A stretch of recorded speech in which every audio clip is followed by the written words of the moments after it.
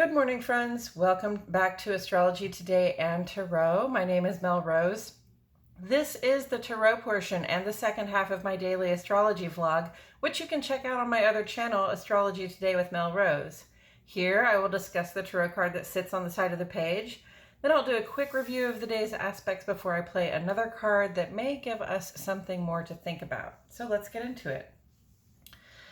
The tarot card that currently sits on the side of the page is the Eight of Pentacles. Eight of Pentacles, or Eight of Coins, relates directly to and astrologically to the first 10 days or the first decan of the sun's transit in the land of Virgo.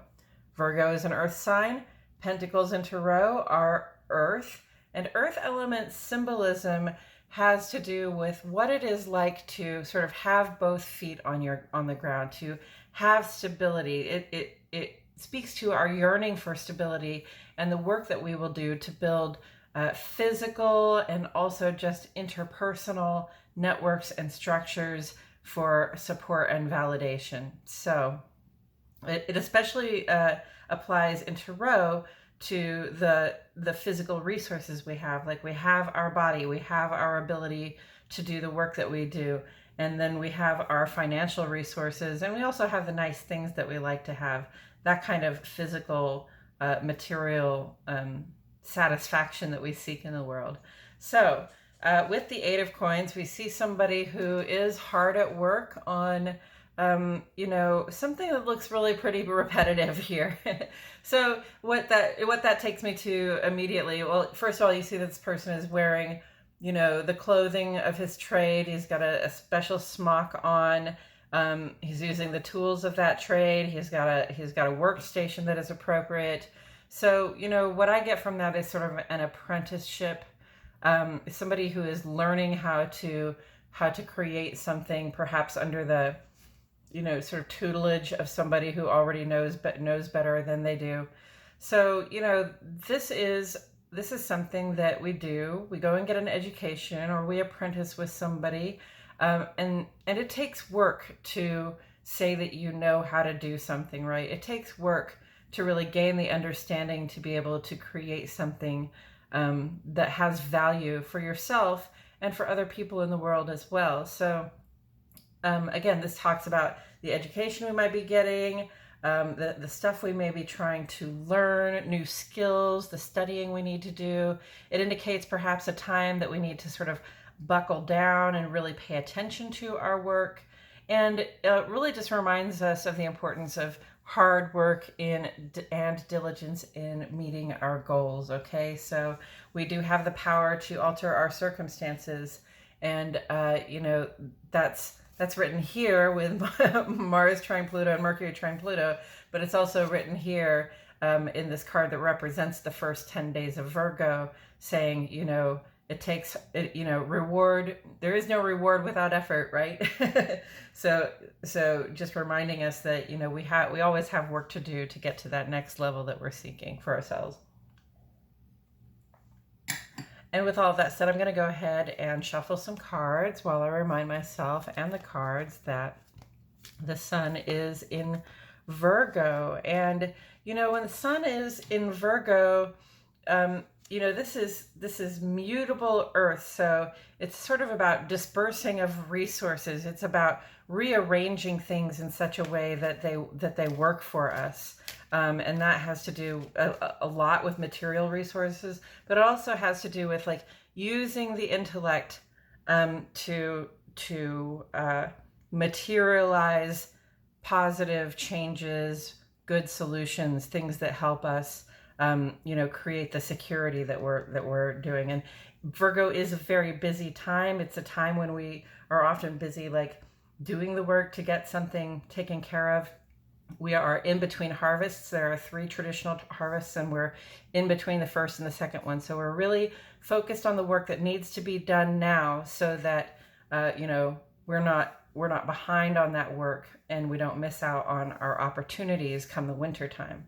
And then the Mercury is also in Virgo at this time. So Mercury is right at home in Virgo and actually exalted there. It's its favorite sign to be in is Mercury in Virgo. And it's because not only do we have this like rational clarity, we have this beautiful perceptive capability of what our life circumstances are at this moment, but we can also like see very clearly how to get from where we are to where we want to be in time for the winter at least. And we can sort of like the list will fill itself in our mind and we can just start checking those boxes, and it's such a satisfying feeling. It's really like the intellect being allowed to make manifest anything that we can think up at this time. So that's a really great personal positive functioning for all of us. We all have a little bit better facility at seeing what's going on in our life and knowing exactly what steps to take to get where we want to be. And then on the moon side of the page, the moon is still a waning crescent through Saturday, moving out of Cancer and into Leo early today at 8 o'clock in the morning. And the waning moon in Leo, waning moon is a time when we're releasing, we're getting rid of things that no longer serve a purpose for us, because we want to have a clean slate when we get to that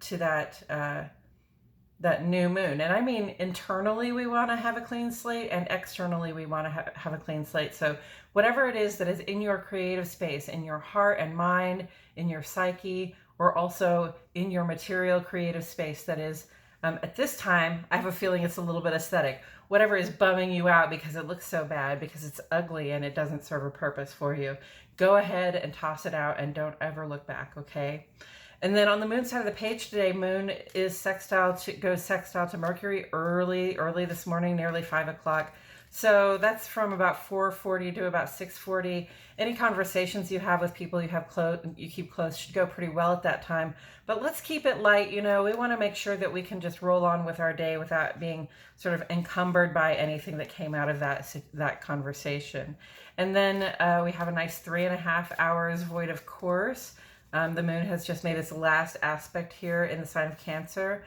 And then this is the period of time before it goes into Leo. So this is a time when the moon's influence, I'll say, comes to us relatively unfiltered through any sign. So we can kind of connect our inner heart to that outer heart. We can have these sort of heart to hearts with ourselves and with spirit. We can reflect, we can meditate, we can journal, and just give thought to our lives, especially what's going on in our hearts and minds, so that we can have clarity and we can have an idea how, what we're going to do and how we're going to be going forward. And then at 8 o'clock, moon goes into Leo, and we seek to celebrate and dramatize from the heart our appreciation for all the stuff that brings love and beauty into our lives. And, that's a 2.5 day transit, so enjoy it. Moon goes sextile to Mars for a couple of hours tonight, this afternoon, starting at 1:16 p.m. This is kind of a playful, assertive vibe. It might be a good idea to play a game or to work on a project together with somebody that you like and trust, because we're very competitive and cooperative at the same time. But it's definitely a time when we could have some fun. And then Mars goes trine to Jupiter late tonight at 11:10. And, this is it's really highly functioning vibe in the home, because we feel good. We feel good about our own growth and sense of expansion. And we feel good about the ways in which we can share with the people that we keep close.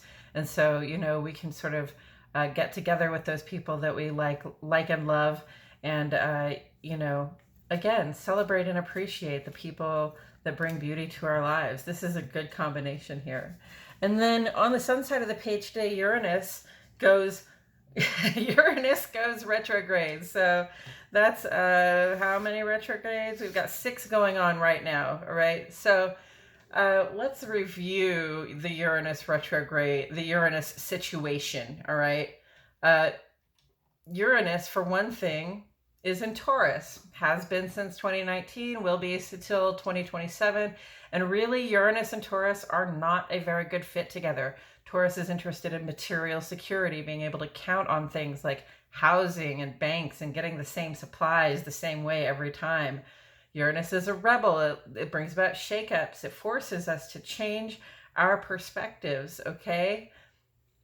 And our approaches, and specifically during this transit in Taurus, to the material life. So we add in the element of retrograde now, and now our perspective is turned toward our own experience as we've rolled with these changes. In what ways have we been making this hard on ourselves? What if it could be easier? We will, during these months, find ourselves making some revisions in regards to the stuff we think we need and our relationship to the stuff we want as well. And that Uranus will be in retrograde until the 22nd of January. Also, Venus trine Chiron happens today, comes in today.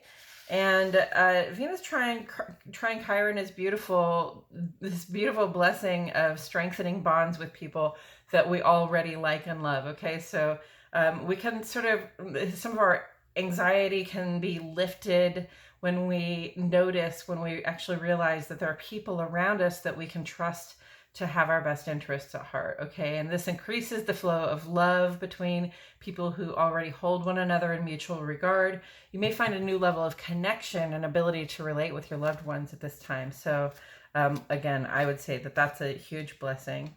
And then in the ongoing column, we have Mars trine Pluto, Mercury trine Pluto, and Mercury in opposition to Neptune. So Mars trine Pluto, this is the power and the purpose, okay, to alter our life circumstances for the better. If there's something specific you know that you can put an end to right now, or that you can make a start on right now, now is the time to be taking action on it. Work it out. Mercury trine Pluto also is giving us this clarity of rational perception that will help us choose which changes we need to work for and to know what we need to do. So when our rational brain here harmonizes with the psyche, this inner knowing that we have comes out in our ideas and our plans and our communications. That's a real blessing. And then also don't forget, Mercury is opposite to Neptune through the 28th. This is our reminder to measure twice so we can cut once. Make sure you have all the information you need, ask all of the questions, make sure you have all of the facts you need, when moving forward with these things. And we are currently in the thick of retrograde season, so I'm just going to say this is a time for reassessment and revision of our personal approaches to working with the energies of these various planets. Pluto and Neptune and Uranus, these are especially big, slow-moving planets that have long orbits around the sun. So, the changes that you feel are going to be changes that, are sort of generational. They encompass a lot of people. And so you'll have changes that are kind of in common with the people born around the same time as you are. Personal reflection and transformation are almost inevitable during this time, though you may not really see the difference until next year when we come out the other side of this year's retrograde season, and that's your heads up for that. Okay, and with all of that said, I'll shuffle these one more time. I did shuffle them a few times. And we'll turn it over. Well, we have the Five of Cups. Okay, so we have Earth and Water.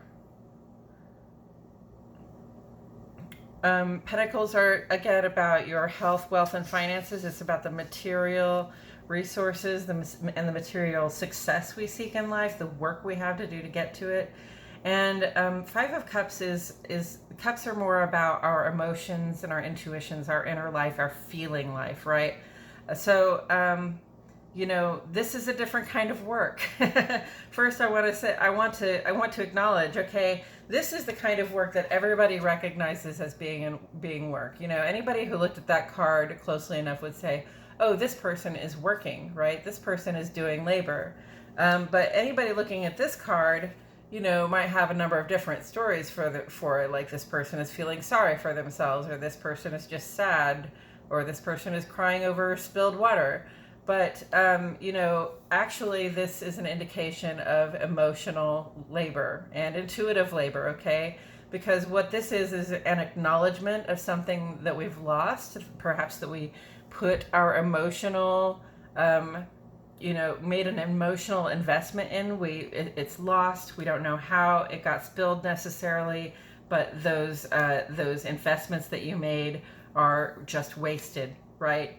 And it takes some, it does take some emotional work, to recognize the loss, okay, and then B, to do the internal processing of what that loss means for you, what it is that you have to let go of at this point, so that you can actually get on with, get on with your life and get on, sort of down your path. So, the Five of Cups is, there's a reminder here that you've got 2 cups remaining standing. That's, still emotions you have available to invest in a new way, in a new place, right?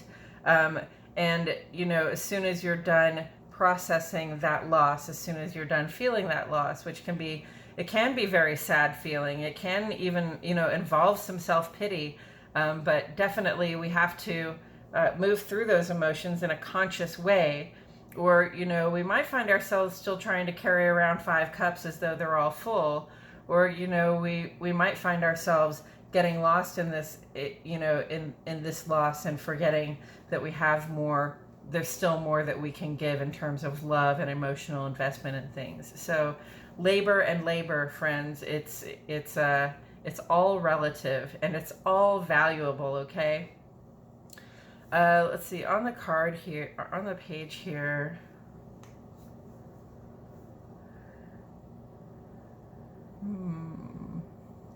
well, we have this really beautiful, positive moon stuff going on today. All I can see that this really would relate to is the waning crescent moon in Cancer, all right, was a period during which, and it's in Cancer till 8 o'clock this morning. The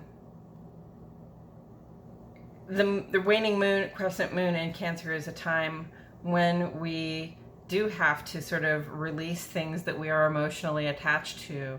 And that means, figuring in the loss of those emotional attachments, knowing that we can no longer rely in an emotional way on the things that we are now releasing. And again, taken with the 8 of Pentacles, when you are working toward, this is a person working to alter their circumstances for the better, okay? And when you are working to alter your circumstances for the better, sometimes that's going to involve just putting a whole other life behind you, or a whole other set of experiences behind you. In fact, things that you may have felt were hard and fast for you may turn out to be like losses for you, especially in terms of like stuff you thought you would do. So, the plans that you were making before, we're not bringing about the positive results that you needed. And there's a loss there because we really wanted those plans to work out. A lot of us will make an effort in our lives to try and like have work that is easy, or have, or make money in ways that are somewhat passive, or somewhat just, light on the labor, right?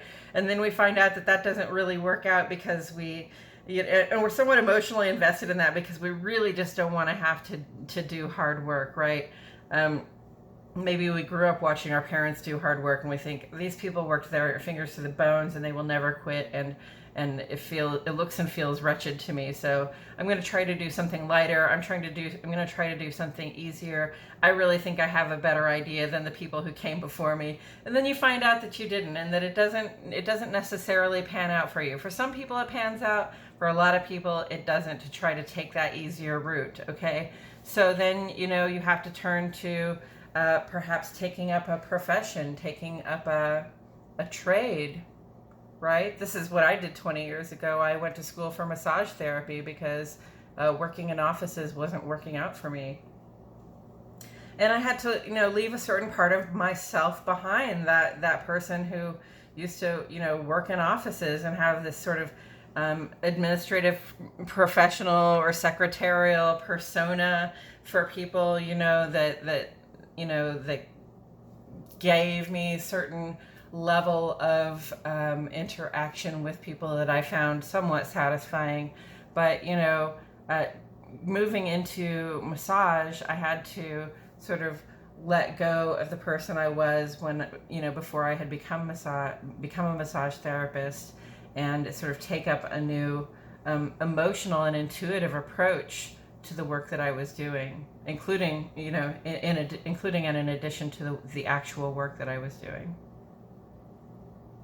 So, yeah, sometimes we've just got to get to work. Sometimes, if you've got goals, and hopefully you've got goals, I don't care if you're 85 years old, hopefully you've got goals. Hopefully there are things that you're still working on, still trying to get done in your life, and there is no reward without making the effort.